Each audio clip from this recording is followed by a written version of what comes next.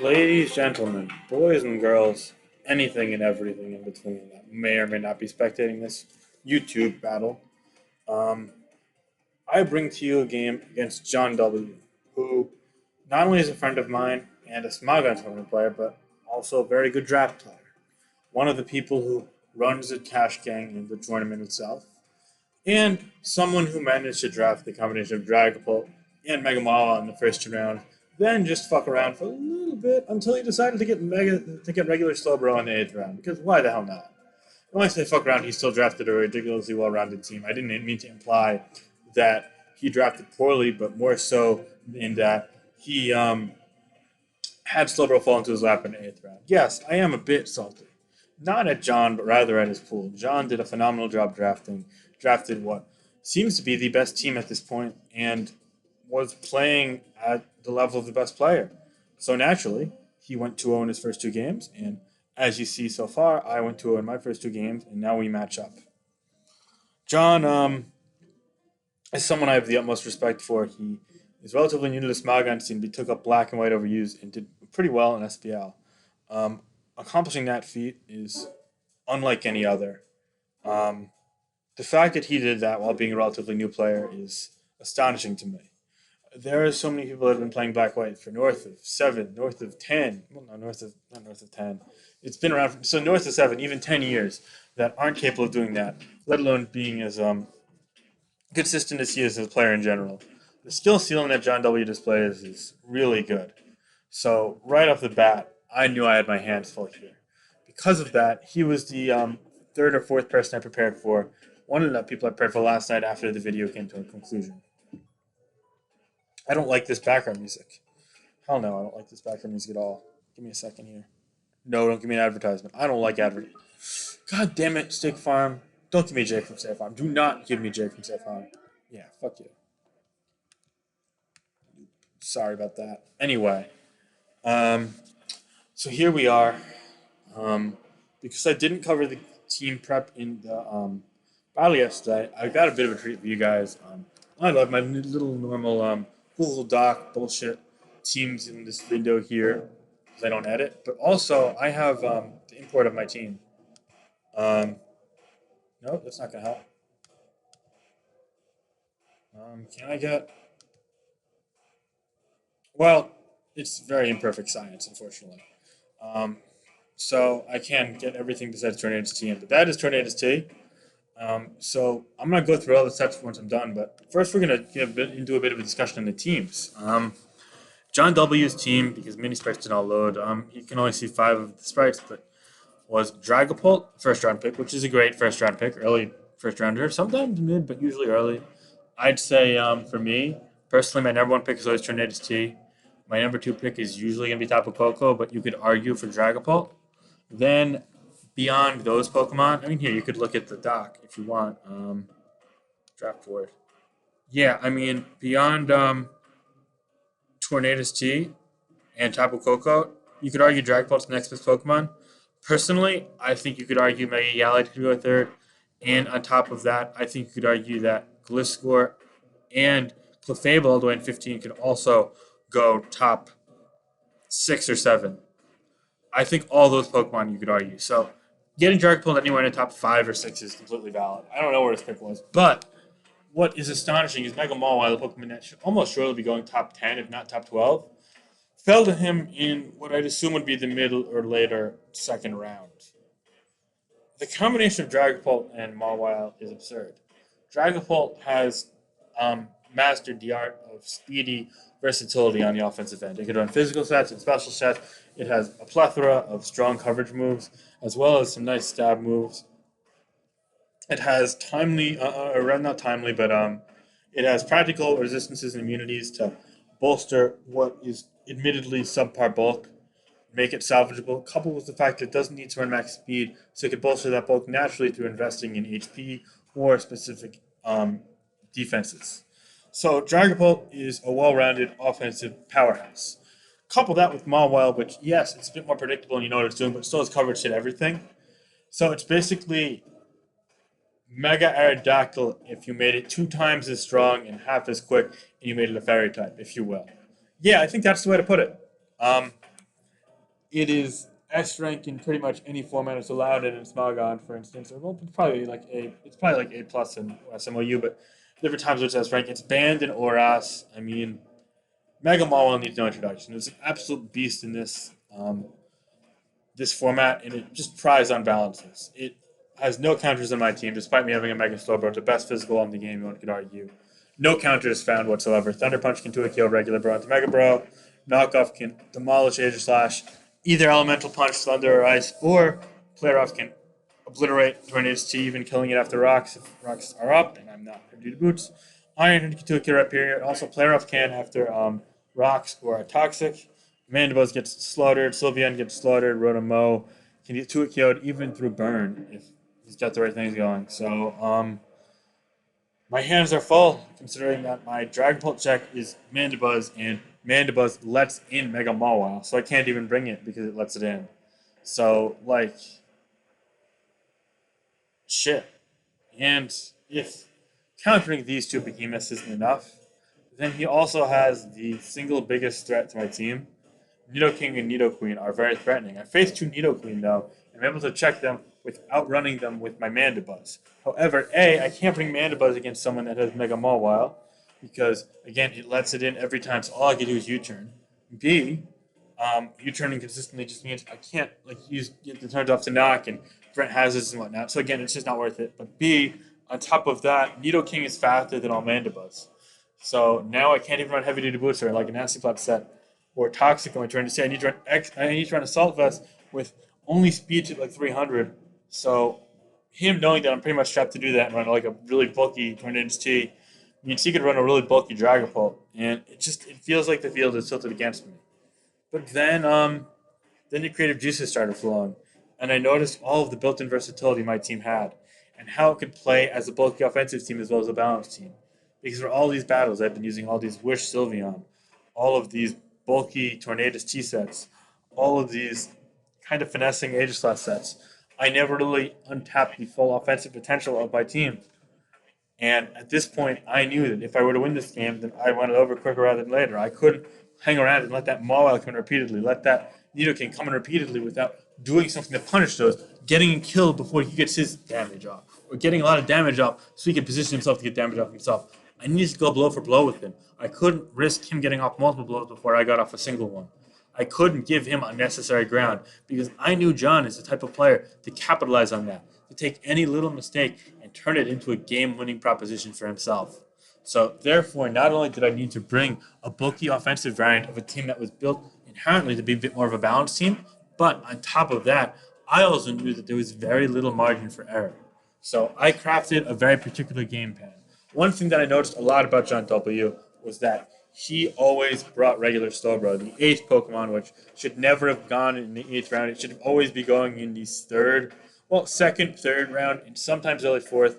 But honestly, for 13 points, it's honestly all round two pick.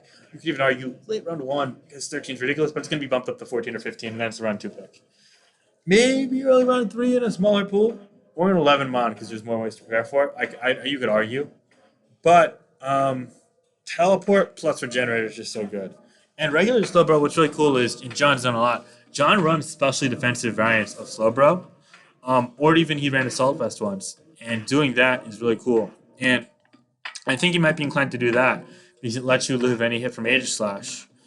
And on top of that, if he runs Castleberry, then I could be in trouble for that. Top of that, you could also run like Zap Cannon, Grass Dot, or Shadow Ball with a ton of special attack runs as last for my Slowbro and to kind of threaten other things. I don't know, Sylveon, force Sylveon in for Mawile. So I went proactive. I flipped my team on its head. I called some interesting shots here. I knew right off the bat his six. He was not bringing Ampipom versus Mega Slowbro plus Aegislash plus Hyperior. He was not bringing Clefairy. He didn't need a Cleric. And Rotom Heat's really good against Tornadus T. Mandibuzz really good against Aegislash. Mawile can't drop. Dragapult can't drop. Slowbro you can't really drop, especially not against Hyperior. Plus, you run special defensive for Tornadus T to live in Toxic or Thunderwave. So yeah, this dude had hella outs. And I'm pretty sure he probably was Hex Dragapult. If he's physical variant, then I probably would have dealt with it even better. But yeah, besides the point. Excuse me. Long guy, very long guy. Um, so I I did what anyone would do in my position, and I said, okay, balls going to the walls. Let's pull out all the stops. First and foremost, I ran Assault Vest Tornadoes T with speed only for Rotom Heat and Nido King at plus speed. So I had like 300 speed, maybe 301, just a little creep for whatever reason. You see, like, ran like some way to get Maul at plus one speed. I don't think that's possible. So I think it was just unnecessary creep. In hindsight, I probably wasted 40 Vs because Dragon Ball maxes out about 300. So great. Mistake there by me. Um, but I ran Assault Vest and I ran the moves Hurricane, Knockoff, Heat Wave U turn. Knockoff knocks off the Mandibuzz and the Dragapult. Hurricane hits the Slowbro, the Nido King. Heat Wave hits the Mawile. U turn just for momentum. It's really good against his team. It forces progress. It forces roost. Mandibuzz, unfortunately, probably going to be special defensive, so that's a lame. Can't even 3 KO, but you can 4 KO it, probably. Um, but yeah, I had my chances, that's for sure. Um, have my chances to like hack through Amanda Buzz or knock it off with rocks up and then force it in and then get like a single confusion or hit two hurricanes and kill it, for example. But it turns everything else really well. But I need to run a Assault Vest and plus special defense, and this always takes 2 hits from Nido King that's modest life force. It's really cool. Um, then Aegislash. And what's interesting here is that between Rotom Heat plus Nido King plus just like general offensive pressure, I knew I wasn't getting the status of Singleton. So what I wanted to do was I wanted to create a scenario early game where I could try and lure a kill. I wanted to use Head Smash. I wanted to finally bring this out. But I knew that Choice Band Head Smash was really predictable. So I wanted to run non-choice band head smash. So in case he brought Slowbro into the head smash, predicting that, then he'd think I wasn't choiced, and he's scared out, and I'd just head smash again. So I actually ran Scarf head smash because Scarf you could run Adamant and still outrun. You get the same 300 mark. So what you could do is you could run Scarf, and if you get knocked off or you lose your item somehow from like say Mana Buzz or Trick Rotom Heat, like Trick Specs for example, um, or Trick Ring Target for Rhyperior. I was scared of Trick Ring Target a little bit, but I can still outrun Adamant Mega Mawile. So I have like 201 or something speed. Um, I don't know I can't remember what it hits. You can see the spread here. But yeah, I ran Choice Scarf on it, so it outruns the Rotom Heat and the Nido King with the Scarf, and it outruns the Mega Mawile without it. Um, and what I did was I kind of figured that I could run Head Smash, and with Adamant Nature, it always kills Rotom Heat unless he's like max physical defense, bold, or if he's like 200 bold, I think it always lives. I just think he needs that much. But if he's like not bold, he's never living pretty much, barring miss. But it also Tokyo's any mana boss, which is great. I also so the Dusty Bond. So like if he like tries to attack me with mana buzz, I could Dusty Bond. That'd be great. Also could be clutch for Rotom Heat if I don't want to miss late game or Mawile if it's boosted. Um, so yeah, and I ran. I think it was Shadow Claw. I kept it fully physical, so I figured you run especially defensive Slowbro. And it also does fine amounts to other things as well. And Dusty Bond, as I mentioned, but also Shadow Sneak for Dragon Ball. Because you're slower than Dragon Ball still, and getting a Shadow Sneak off is great. And I don't think it's particularly likely they run Sucker Punch, but even if he does, it's not doing a million to me anyway. Aether Slash in Shield form is hella bulky. So yeah, really interesting utility Aether Slash set. Aether Slash offers so much utility. As for Slowbro, I knew I wanted to just run physically defensive for a while and for potential physical Dragon Ball. And worst case, if he brings Ambipom, it suck. But also scared of a Poison Jab variant of Nido King for Sylveon, and also for AV2 and ST. So it could live that. And with this investment, it lives any one hit. It doesn't really need special defense. It always lives a hit after like Stealth Rock, I think, from Nido King. So Scald, I was between Shadow Ball and Foul Play. Ultimately, went Shadow Ball because it hits opposing Slowbro harder, but Foul Play could hit Dragon Ball harder. Um, and then just slack off teleport. Pretty simple there. Hyperia was huge in this match. That's the one and only time I can ever say that. Keeping Hyperia alive is important. Using Hyperia offensively is important because Hyperia has access to a move called Mega Horn, which clocks special defensive Slowbro. Two kills it with ease, and I also needed to do 50 minutes physically defensive Slowbro that I thought could have been used, spread to use in particular if you use that variant. So yeah, it also has Stealth Rock, of course, and it can use Stone Edge and Earthquake just to obliterate his team as well outside of that. So, with Lumberry for a likely Toxic or Will-O-Wisp Rotom Heat, I just felt really well off with it. Manabuzz I was dropping, so just didn't want to let Mawile in, didn't want to let Rotom Heat in even. Yeah, it was good against Dragapult, but I was actually too KO'd by a physical or special set depending on the classification and Life Orb, and I just didn't want to let Mawile in. Really, letting Mawile in is dire. And on that trend, my Sylveon, something that could historically let Mawile in, I ran a really cool set with Hyper Voice plus Mystical Fire. I knew he would run enough HP to where he could always live with Specs Mystical Fire, which required like 40 or 52 HP EVs. So what I did was I made that his spread, I put it in default, and I made sure that Hyper Voice plus Mystical Fire always killed. And I thought with Modest Pixie Plate, he'd expect Specs, so I could get the 2 kill sequence. But also, after 2 rounds of Stealth Rocks, it's almost always killed Nidoking. It 2 killed Slowbro if it was in some special defense. It killed the physically defensive Mandibuzz almost always, and it always 2 kills specially defensive, and it kills Dragapult, but also I have Quick Attack, so I could take out a Dragapult from like 25 or under, and other things. Toxic Verdant Heat, which hindsight I kind of wish was Heal Bell. But yeah, I figured he'd switch it in, predicting specs, and just like try and set up on me. I could get a Toxic Elf, which would be great because that would help a ton for Tornado T. Helps a ton for Slowbro as well, in theory. So yeah, really cool Sylveon set on top of interesting Rhyperior set on top of Mad Creative Ageless set. I got some text pull in this game. And last but not least, I ran. You can't see this shit. Wait, let me zoom out. Is it gonna work? No, it can't show. Okay, let me zoom back in. Um, all right. Well, you can't really see it now. Oh, this sucks. I ran a kind of physically defensive. It always lives in Molo after South Rock. Always lives a Life Orb Dragon Darts at +1, or maybe it's like non-Life Orb +1. I don't know, some calc like that. And it never is dying. It's like Choice Band out of an Napalm after a round of either 1 or 2 rounds of rocks, something like that. And it lives any one non-sludge wave from Nidoking as well. And it has speeds at like 240 basically. I ran Custap Berry because again, this was before someone said it was illegal. It didn't come into play really in this game, but what I did was I ran Foul Play on it with that for Dragon Ball. If I knew Custap Berry wasn't legal, I just would have ran Will-O-Wisp in that spot. Would have been fine anyway. Could have hit it against them all. In hindsight, that would have done me better, but it didn't make a big difference. It really didn't change anything. So no big deal. I'd like to spend another video talking about that. I also ran Leaf Storm, Bolt Switch, and Defog. In hindsight, running leftovers of Rock Kill might have been a little better, but I digress. So yeah, that was a full team. I hope you guys enjoyed that little analysis. As for what I expected him to run the 6 I mentioned. I had no clue what Dragapult said he'd run. I knew it was going to be an offensive Mega Mawile with Play Rough or Iron Head, one of those two probably, and almost definitely would have Thunder Punch and either Knockoff or Fire Fang. And beyond that, could be Sucker, could be Sub, could be Swords Dance. It could in theory be Focus Punch plus Play Rough for Rhyperior, and then Play Rough hits everything else. But I think Iron Head makes the most sense because it hits Rhyperior and Sylveon super effectively, which is really cool. Rotom Heat, I knew it'd have Toxic or Will-O-Wisp, and probably be his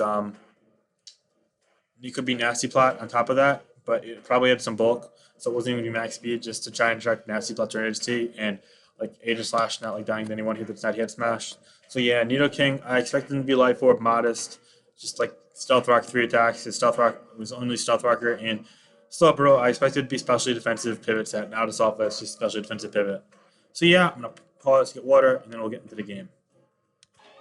Okay, let's get on into the battle. So right off the bat, the whole game plan was this. I'm gonna lead with H slash and click head smash turn 1 no matter what. Why? Main reason being is I expect him to anticipate a Tornado Starion lead, as Dragapult's very unlikely to kill it in any one hit unless it's Choice Banded, which I don't think there's any chance Nelly's bringing. Um, because of that, I think he has a couple possible leads. First of them being um, Slowbro, second being Rotom Heat, and third kind of being Mawile, but leading Mawile seems a little risky, as it could be susceptible to an offensive heat wave, could be susceptible from Wisp from Rotom, Rhyperior 1v1ing it, etc. So ultimately, I felt pretty good about this. I didn't think it'd be Castleberry on a Slowbro because I thought there was a chance he'd run Assault Vest, and if not, then I thought he'd want to run Leftovers for Check and Rhyperior or Rocky Helmet to catch Tornado's T or Physical Age Slash. Um, I honestly probably banked on that a little too much in hindsight.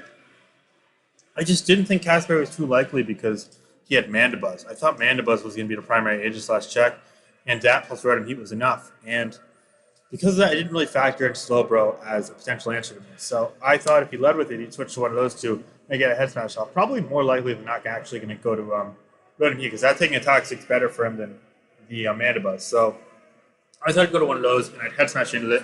Or he'd lead Rotom Heat, expect himself to be quicker and overheat or wisp me, and then I'd get a head smash in and be quicker and get that kill.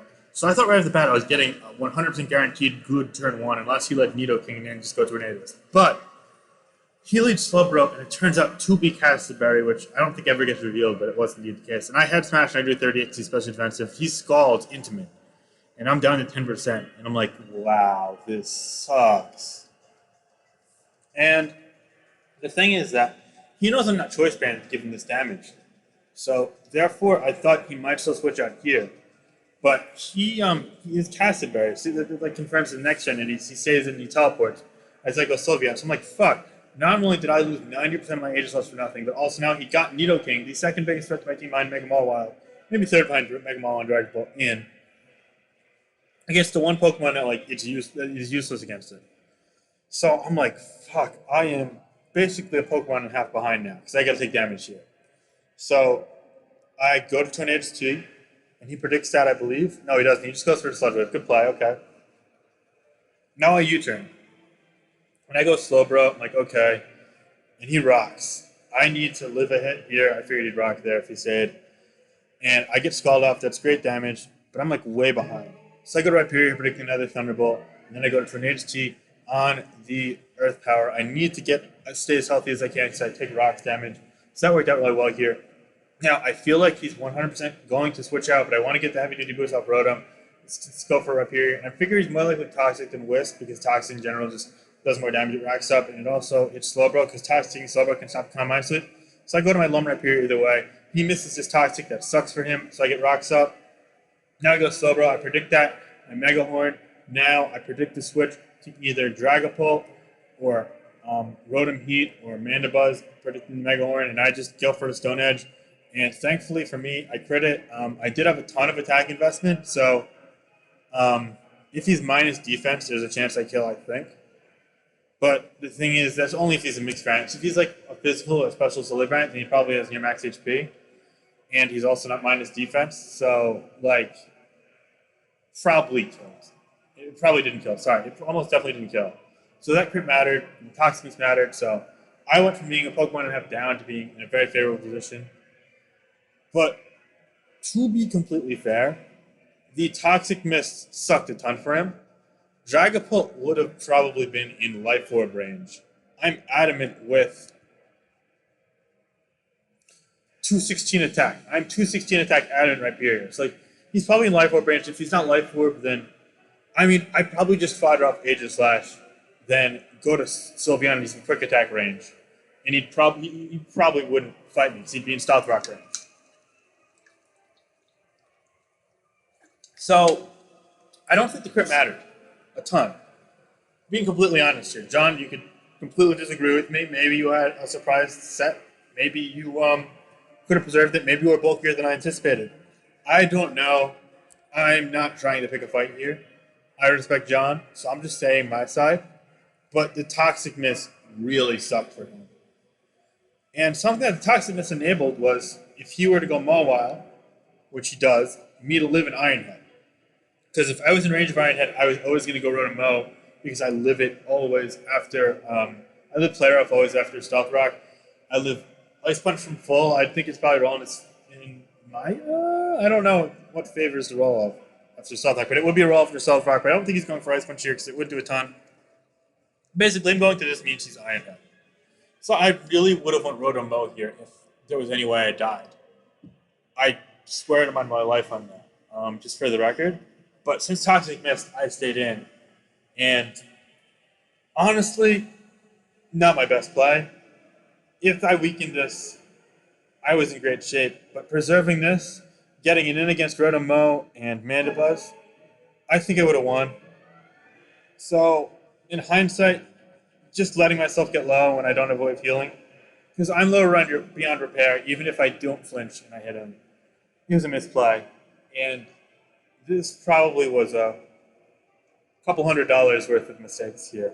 Um, yeah, I made a mistake, and I take full responsibility for that. That's my fault. Yeah, as you see, he did get the flinch. He got a higher roll too, I believe, in the flinch. And you know what? That really sucks.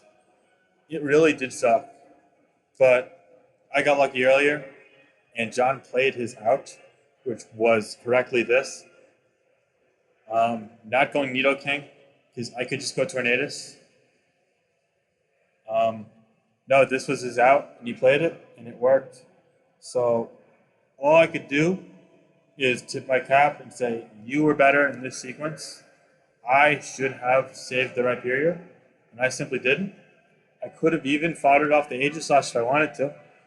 Yeah, I really wanted to get the Destiny Bond off of Mandibuzz, but it wasn't needed if I kept this alive.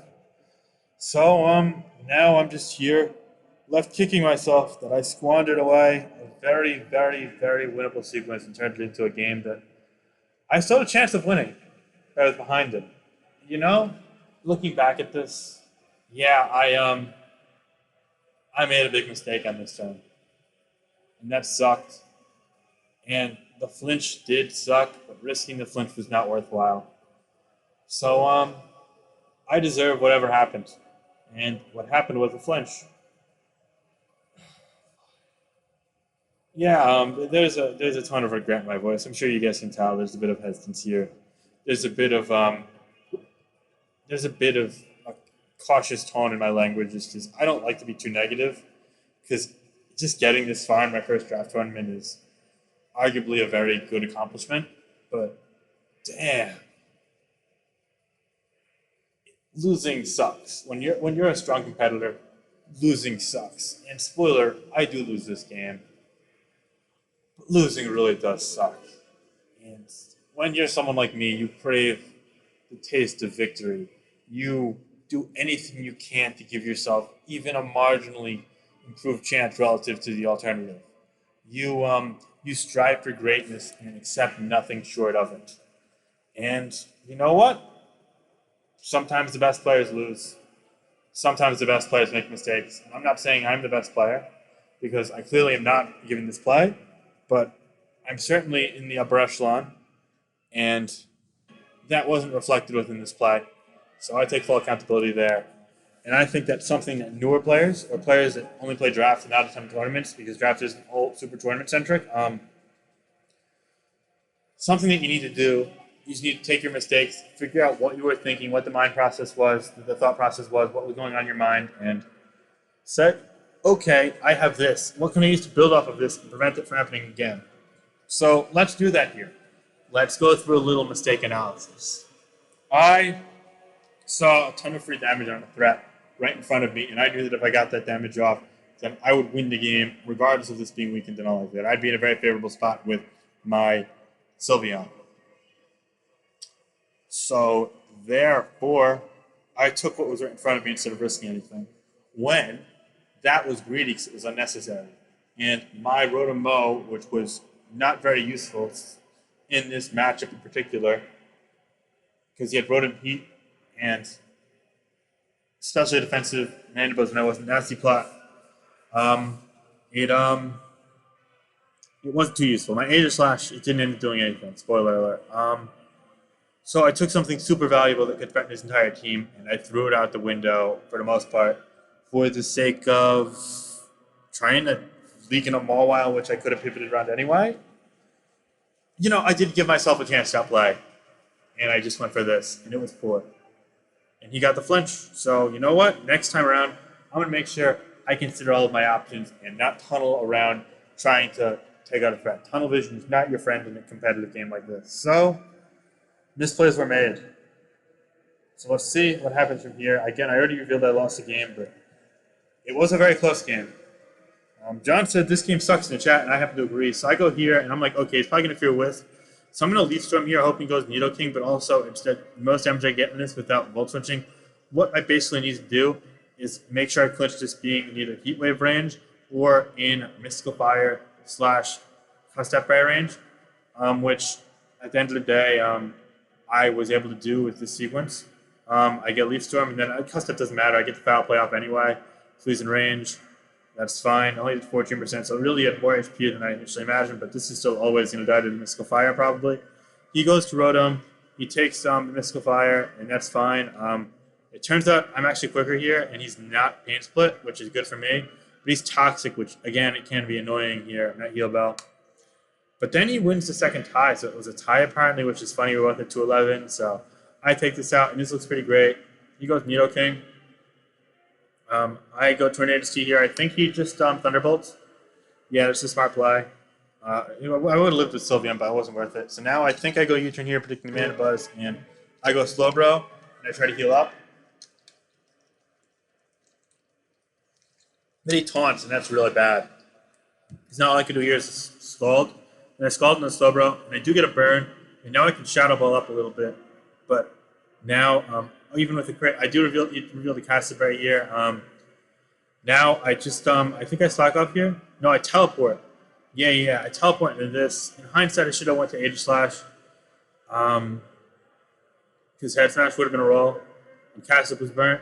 He probably would have just fired them all out, though, so I don't think it would have mattered. But this taking the round of Toxic and Rocks wasn't great.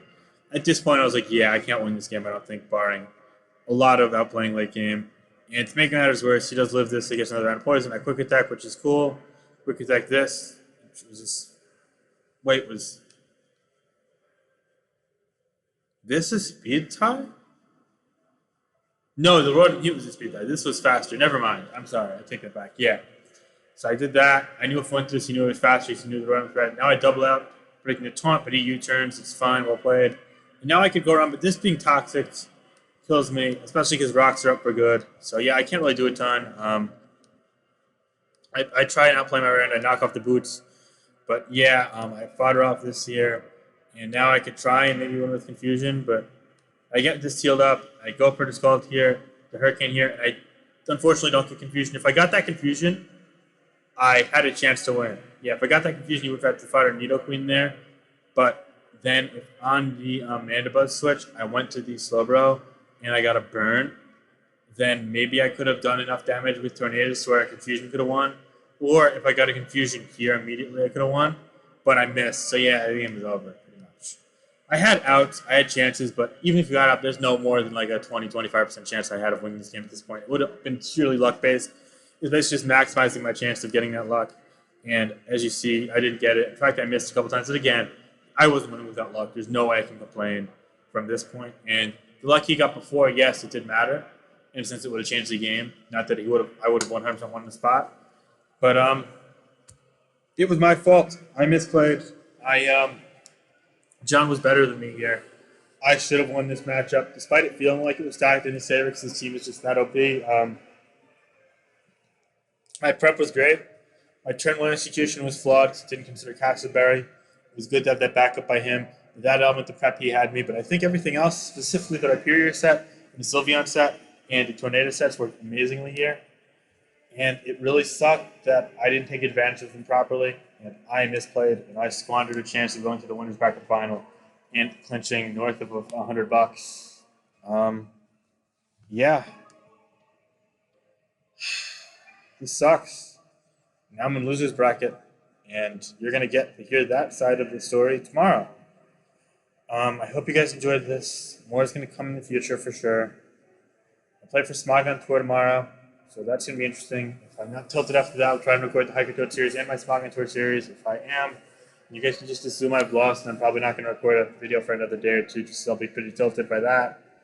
But yeah, very well played the John W. And I gotta say, I'm disappointed in myself for this one. I'm better than that, and it didn't show here. So, reflection's good. Improving on mistakes is good.